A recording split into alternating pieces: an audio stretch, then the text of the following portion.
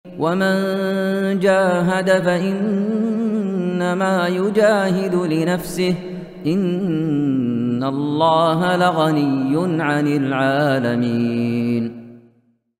Bismillahirrahmanirrahim. Alhamdulillahirrabbilalamin.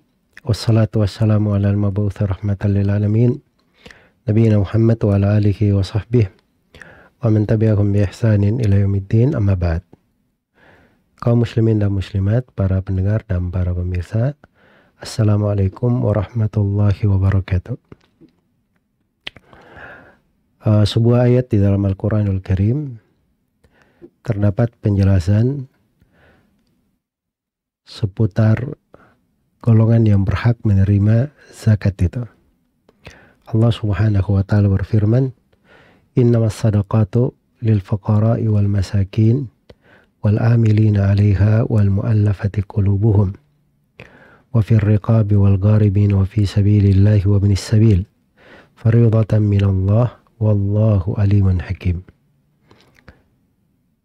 Terjemahan makna ayat, sesungguhnya sedekah itu atau zakat-zakat itu hanyalah diperuntukkan untuk al-fuqara, orang-orang yang fakir, wal masakin, orang-orang miskin, wal mu'allafati qulubuhum, wal amilin 'alaiha, orang yang bekerja, amil, kemudian wal mu'allafati qulubuhum, para mu'allaf yang dilembutkan hatinya untuk keislaman. Kemudian yang kelima, wafir riqabi, orang yang di dalam perbudakan, ingin dimerdekakan. Kemudian wal gharimin, orang yang menanggung hutang, orang yang menanggung beban. Kemudian yang ketujuh, wafi sabilillah, di dalam fi sabilillah. Dan yang kedelapan, ibnus sabil. Jadi ini 8 golongan yang dikatakan berhak untuk menerima zakat. Dan di akhir ayat dikatakan fariidatan minallah, itu kewajiban dari Allah. Jadi ditetapkan sebagai sebuah kewajiban dari Allah Subhanahu wa taala. Wallahu alimun hakim. Dan Allah Maha mengetahui lagi Maha bijaksana. Jadi Allah Maha mengetahui seluruh yang dikerjakan oleh hamba, apa yang paling maslahat untuknya.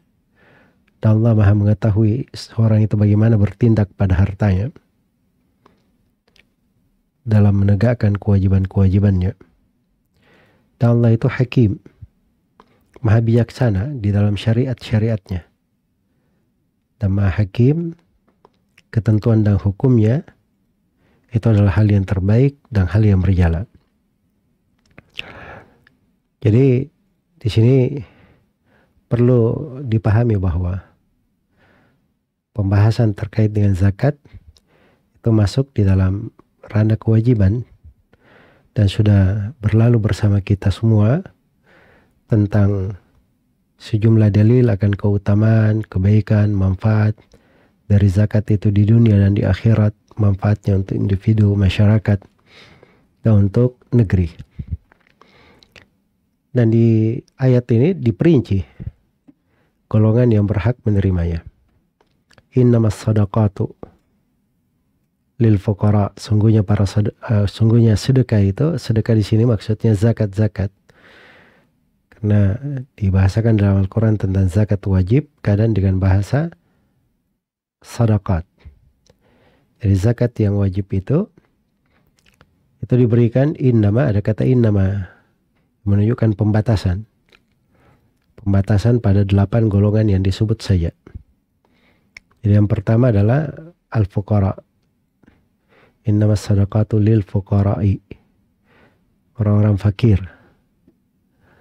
Ya, orang-orang fakir itu adalah orang yang tidak punya harta sama sekali, atau dia punya kemampuan tapi sedikit, tidak sampai dari 1/2 dari kemampuannya atau 1/2 dari keperluannya. Itu disebut sebagai fakir. Iya. Dan yang kedua, al-masakin, orang-orang miskin. Orang-orang miskin juga adalah orang yang masih kurang masih kekurangan, belum cukup, tetapi dia sudah punya kemampuan lebih dari 1/2 kemampuannya. Jadi misalnya begini, andai kata seorang itu kewajiban nafkahnya, dia perlu nafkah dalam sebulan 1 juta, maka apabila penghasilannya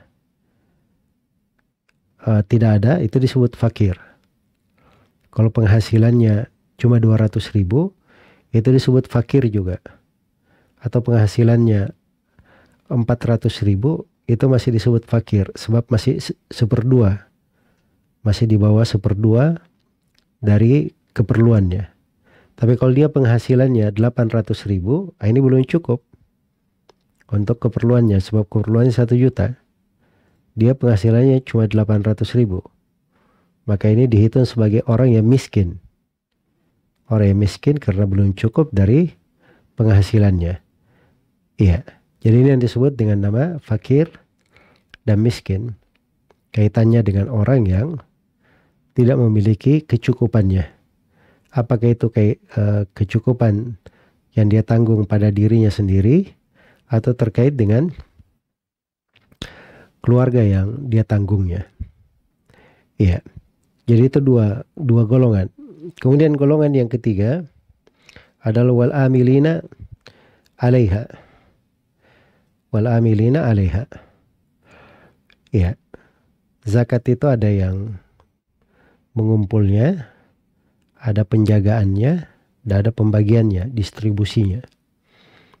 Iya. Dan di sini ada namanya amil. Amil ini orang yang bekerja di dalam mengumpul zakat itu dan di dalam menjaganya. Itu yang disebut sebagai amil. Iya. Orang yang amil di dalam zakat tersebut. Jadi kalau dia bekerja sebagai amil zakat dan diresmikan oleh pemerintah, ditunjuk oleh pemerintah, maka itulah yang syah disebut sebagai amil. Sebab dari masa dahulu Nabi Shallallahu Alaihi Wasallam itu mengutus utusan-utusan untuk memungut zakat, dan Nabi Shallallahu Alaihi Wasallam memerintah para amil ini untuk membagi zakat itu kepada siapa yang berhak menerimanya, siapa yang berhak menerimanya, dan juga amil ini yang menjaga zakat tersebut. Karena itu ada kisah-kisah para sahabat bagaimana mereka menjaga dari harta zakat maupun harta kaum muslimin. Iya. Jadi ini yang disebut sebagai al-amil, orang-orang yang amil zakat.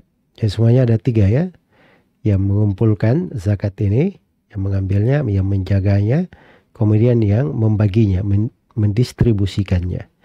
Tapi perlu diketahui di sini bahwa amil itu bukan mengangkat dirinya sendiri sebagai amil. Tapi amil itu adalah siapa yang ditunjuk dan ditetapkan oleh pemerintah sebagai para amil. Ya, karena itu keberadaan panitia-panitia zakat di masjid-masjid dibentuk sendiri oleh masjid, itu tidak dihitung sebagai amil. Tidak dihitung sebagai amil, dan tidak boleh mengambil zakat atas dasar mereka amil zakat. Tidak boleh. Tapi amil itu adalah siapa yang ditunjuk oleh pemerintah di dalam hal tersebut. Iya. Kemudian yang keempat, dari golongan yang berhak menerima zakat adalah al-mu'allafah qulubuhum. Iya, orang yang dilembutkan hatinya. Dan ini mencakup 2 golongan. Ada golongan non-muslim yang diharapkan masuk ke dalam Islam atau diberi untuk menahan dari keburukannya terhadap umat Islam. Jadi diberi dari zakat supaya tidak melampaui batas, menahan keburukannya dari umat Islam. Itu disebut mu'allaf juga. Dan ada istilah mu'allaf yang lebih populer kalau di Indonesia ini adalah orang yang baru masuk Islam. Orang yang baru masuk Islam diberi untuk menguatkan keimanannya di atas keislaman. Maka ini boleh diberi dari zakat. Boleh diberi dari zakat untuk hal tersebut. Baik. Jadi ini golongan yang keempat 4. Kemudian golongan yang kelima adalah wafir riqabi, orang yang di dalam perbudakan. Dan ini seperti al-mukatab, ya, orang yang sedang, orang budak yang sedang membebaskan dirinya. Ini bahasa dahulu ya, tapi sekarang ini tidak lagi perbudakan. Tapi di masa sekarang ini untuk tawanan. Ya, seorang muslim yang ditawan dan perlu tebusan misalnya dari musuh atau pihak yang menawannya, maka ini boleh diberi dari zakat. Iya. Baik, kemudian yang keenam dari golongan yang berhak menerima zakat adalah wal gharimin, orang yang menanggung hutang. Dan yang menanggung hutang ini ada dua. Ada yang menanggung hutang karena maslahat orang lain, dan ada yang menanggung hutang karena maslahat dirinya sendiri. Iya. Jadi ada yang menanggung hutang beban karena dia mendamaikan orang. Ada dua suku misalnya berantem. Ya, dia damaikan dua suku ini. Terus untuk perdamaian mereka ini dia perlu mengeluarkan biaya. Maka dia menanggung biaya dari situ. Maka biaya itu boleh dia ambil, dibayarkan untuknya dari zakat. Karena dia berutang karena hal tersebut. Hutangnya itu dibayarkan. Dan boleh juga diberikan kepada al-gharimin. Yang kedua, dia berutang karena maslahat dirinya. Jadi misalnya dia berutang, qaddarallahu masyafa'al, dia tidak sanggup mengembalikan hutangnya, maka itu boleh dibantu dari zakat. Boleh dibantu dari zakat. Tapi ini bukan pada orang-orang yang bergampangan ya. Oh, saya mau berutang dulu sengaja supaya dapat zakat. Tidak. Tapi ini orang yang berutang karena sebuah udzur syar'i, dia berjalan, memang ingin mengembalikan, melunasi, tapi Allah Subhanahu wa Ta'ala menakdirkan bahwa dia belum mampu untuk hal tersebut. Maka ini boleh dibantu dari zakat. Iya. Kemudian yang ke-7 dari golongan yang berhak menerima zakat adalah wa fi sabilillah. Ya, fi sabilillah yang dimaksud adalah orang-orang yang berperang di jalan Allah dari pasukan yang belum ada gaji tetapnya dari pemerintah. Itu fi sabilillah namanya. Iya. Jadi itu yang dimaksud dengan makna fi sabilillah. Walaupun kata fi sabilillah itu umum ya, di jalan Allah. Tapi para ulama ahli tafsir menafsirkannya pada, dan juga sepakat para fuqaha bahwa ini maksud adalah orang-orang yang berjihad fi sabilillah. Orang yang berjihad fi sabilillah. Baik. Dan tentunya dari mana berjihad fi sabilillah itu mana terdapat di dalamnya dari ketinggian, menjaga ketinggian agama, menjaga keutuhan negeri, menjaga keamanan. Ya, jadi kalau ada biaya-biaya yang diperlukan untuk hal tersebut, negara boleh mengambil dari zakat atas nama fi sabilillah. Iya.